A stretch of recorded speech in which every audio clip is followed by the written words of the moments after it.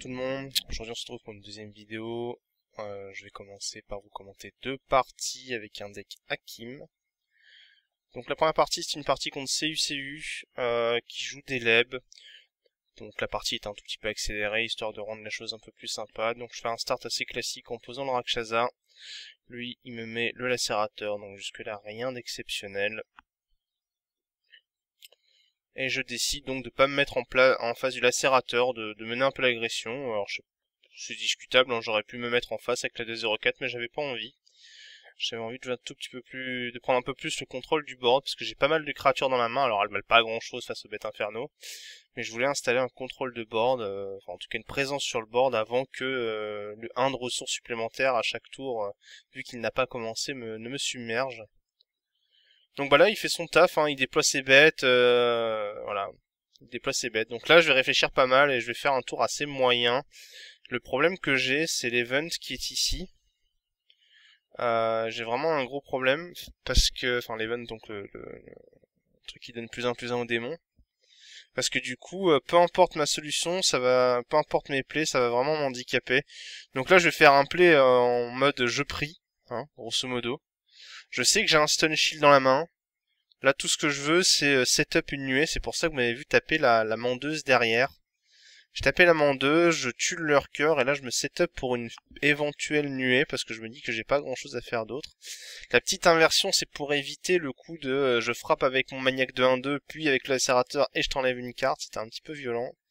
Et là, malheureusement, comme j'ai dit, l'event qui clean mon board, c'est pas terrible. Donc bah là, je suis un peu en mode prière, hein, en mode grosse prière. J'augmente ma fortune, je pense que je vais tenter de trouver des solutions. Avec le feu de camp. Voilà, donc il y a le Circle of Nine qui pop. Ce que je vais faire, c'est que je vais faire Circle of Nine pour piocher, pour monter ma magie. Et un shield derrière. Donc là, je sais qu'il va full le board, et je sais que j'ai un antral pour essayer de faire quelque chose et des shields. Je suis quand même pas bien, et là vient le gros draw, la nuée. La nuée qui fait 1 pour 5 et qui retourne la game. Ah, du coup, je repose Phoenix, je reprends le board, et là, à partir de là, ça va être compliqué pour Deleb, forcément. Hein. Forcément. Elle me repose quand même 3 bêtes, mais bon, avec le Circle of Nine qui est passé juste avant, je vais pouvoir m'amuser à entral un peu tout. Alors là, je fais un choix un peu pareil, c'est discutable. Mais je vais entral le lurker et je vais lui mettre 3, parce qu'à ce moment de la partie, il est quand même à 12. Hein. Donc je le descends à 9 et bah, en fait, je joue agressivement. Je joue agressivement. Voilà, il va faire un joli tour. Il va décider de sacrifier le lacérateur pour m'enlever une carte, puis poser le tyran pour m'enlever une deuxième carte. Et là, je redraw une nuée, qui est vraiment très belle aussi. Je crois que j'ai pas l'utilisé, que c'est un peu stupide d'ailleurs de ma part. Je me rappelle plus de mon play, mais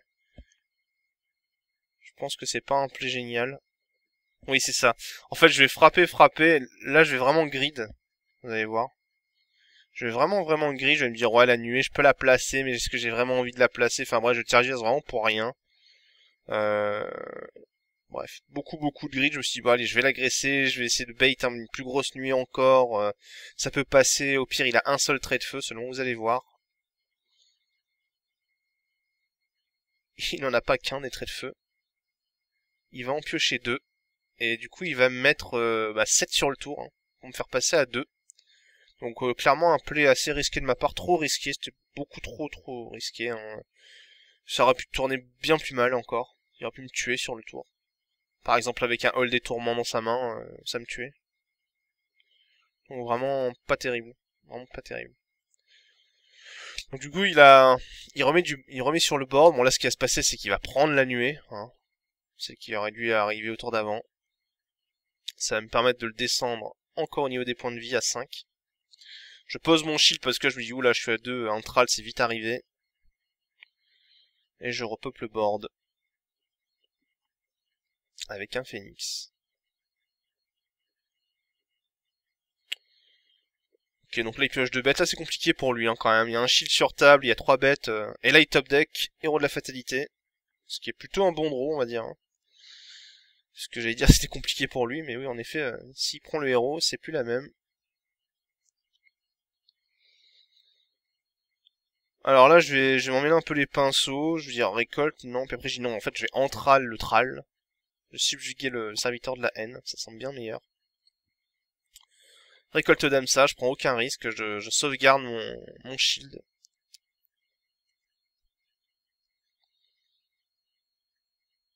On a pioché un petit maniaque pour gérer mon tral. Là, à nouveau, je vais sauvegarder ma nuée. Il me semble. Je vais juste repop, je vais lui mettre un jean devant lui en disant, bon, bah écoute, ton maniaque il est gentil là, mais... Voilà, je défausse le flétrissement histoire d'avoir d'autres solutions bien meilleures. Bon, le Rakshasa est pas bien meilleur, mais... Le flétrissement n'a plus grande valeur à ce moment de la partie.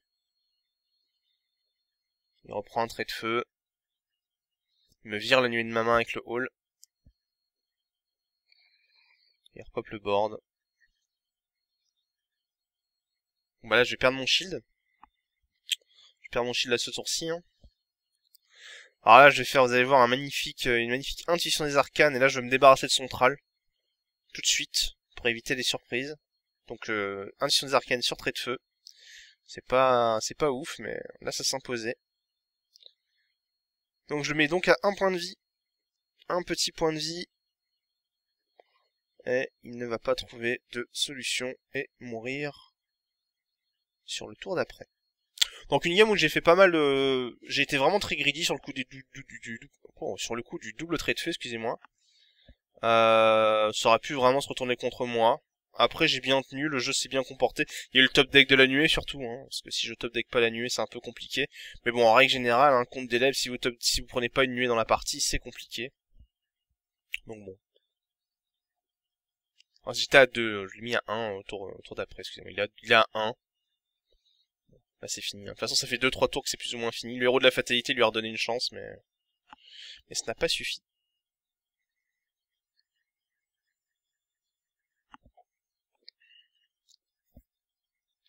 Bon là j'ai un milliard de solutions, il va m'en retirer une. Ah voilà, il va m'en retirer une et je pense que ça va être un tour où je vais piocher genre 5 cartes. Vous allez voir. Voilà. Circle of Nine. Sur Revise Tactics.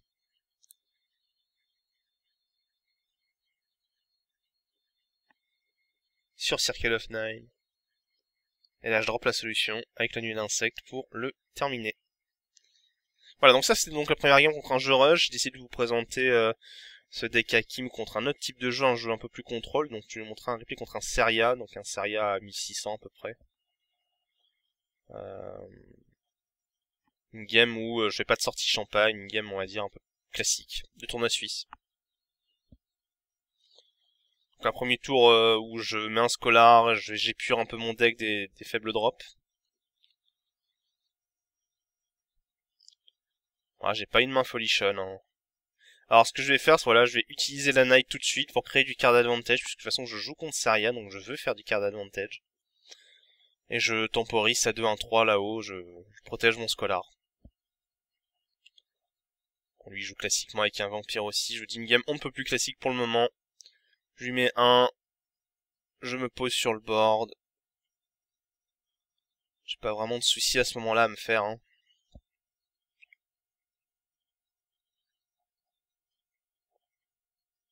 Alors un petit geyser qui est bien vu pour se débarrasser du Rakshasa.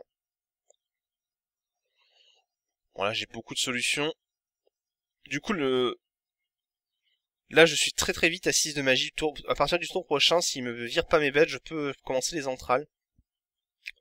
Là, je décide de tank un tour, le vampire. Je sais que c'est pas très très bon de prendre des points de dégâts contre Seria au début. Puisqu'il a tellement de façons de vous voler, enfin, pas de vous voler, mais de vous mettre des points 2 par 2 en fin de partie avec les Banshees qui reviennent en boucle. Que j'ai préféré faire comme ça.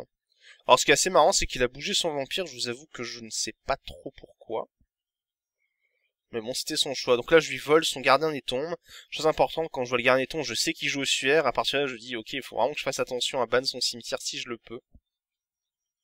Et là commence la fête de la Banshee. Et là, je commence à... Bah, là je suis assez serein parce que j'ai 3 nuées dans la main, j'ai encore un antral. Je suis bien, quoi. Là, je lui cale des points, je lui mets des points de dégâts parce que je me dis, bon, si je peux lui mettre des points de dégâts maintenant, je le fais, hein. La nuée, si j'en avais pas 2 autres dans la main, je l'aurais jamais lâché, je pense. Mais là, vu que j'en ai 2 autres dans la main, le point de dégâts, ça me va. Je lui vole un petit Atropos. Je lui remets 3. Et là, je lui mets un joli petit phénix pour temporiser. Donc là, il a une main assez énorme, hein, en coup. Une main assez énorme en late game, en fait, hein, tout simplement. Petite revise tactique, il va épurer un peu son deck. Ouais, Brinsoline, c'est pas très efficace contre moi, en effet. Alors là, il pose son Grave Warden, très bien. Donc là, je me doute qu'il a un Nosphère à ce moment-là. Hein. Je me doute. Donc ça m'embête un peu de laisser ce Grave Warden sur la table. Mais je pense pas que je vais avoir le choix. Là, je prends le draw plutôt que poser le Djinn. C'était un choix. Ça se discutait, franchement. Alors ce que je vais faire, c'est que je vais écho mes cartes. Je vais sacrifier le Phénix, le remettre pour qu'il soit à 3 points de vie. Bannir une de ses cartes de son cimetière. Je trouvais ça important de ban à ce moment-là, parce que je savais que je me doutais qu'il avait un Ossuaire dans la main, et si je bannissais sa carte de son cimetière, là, bah, son Ossuaire ramenait rien. Et du coup, bah, ça faisait pas de card advantage. Donc c'était ma priorité sur le tour d'avant. Donc là, il continue, il met de la Banshee pour mettre du 2, hein, plus de Saria classique. Là, on va faire un fort joli tour. Un fort joli tour, vous allez voir. Une belle nuée, deux belles nuées. Alors c'est le tour d'après le joli tour. Je pense qu'il y a peut-être mieux à faire là. J'étais soucieux du temps, je pense, à ce moment-là du Suisse. Mais il y a peut-être beaucoup mieux à faire que juste double nuée, mais bon. Elle est Warseed la nuée, hein. Enfin la double nuée est assez Warseed, donc c'est pas un scandale le play. Voilà, il me banshee un Phoenix, bon, c'est son choix. C'est son choix. Intuition des arcanes, je cherche une Banshee. Très bon intuition des arcanes contre Necro, hein. Très bon. Et je repop le board. Là, je me doute que je vais encore prendre 2.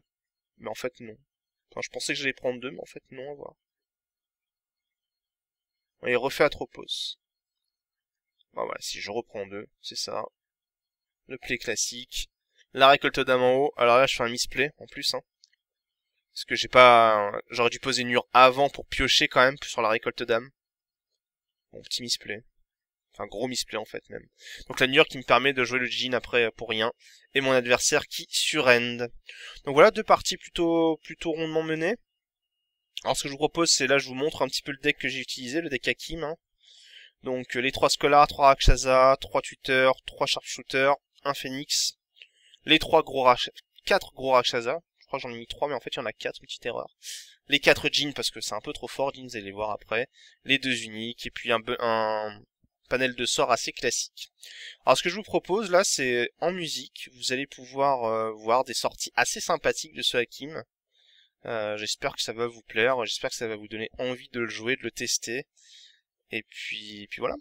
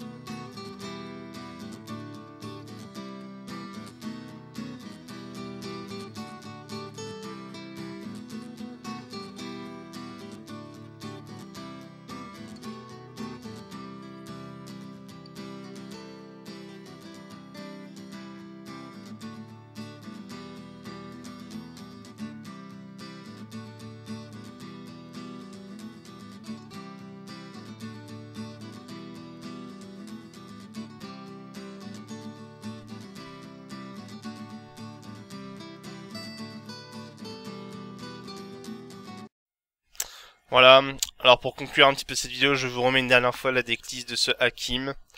J'espère que cette vidéo vous a plu. Je remercie NF pour les NFTX, notre graphiste, pour les LED graphiques apportés à ce petit clip. Je vous invite à suivre Momcards. Je vous invite à à commenter cette vidéo, à me proposer des améliorations et voilà. Bye bye tout le monde, à la prochaine fois.